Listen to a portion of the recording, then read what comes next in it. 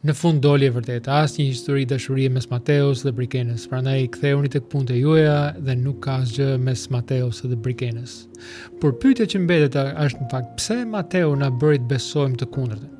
Më kujtohet ai humori shkodran Kunati i shokut Xhemal, sa shumë vlerë dhe autoritet i jepte Loni të ishte Kunati i shokut Xhemal.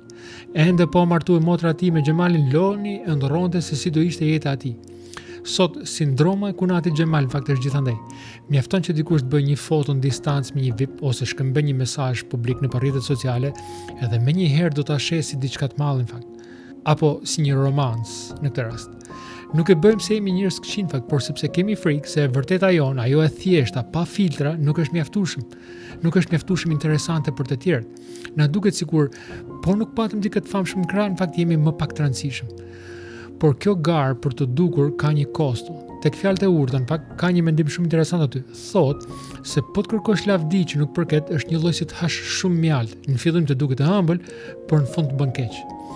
Dhe ka një nevojë të pashpjegueshme në fakt tek ne për të shtuar mjalt më shumë imazhit ton, duke përdorur situatat VIP-at si aksesor që na rrisin vlerën tonë para njerëzve. Dhe megjithëse në fillim të ëmbëlson, vjen një moment në fakt që fillon të mbarku. Pyetje për ty. Pse kemi kaq vështirë të besojmë se jemi mjaftueshëm interesant edhe pa patur dikë të famshëm në krah? Më shkruaj më poshtë. Zoti bekoft.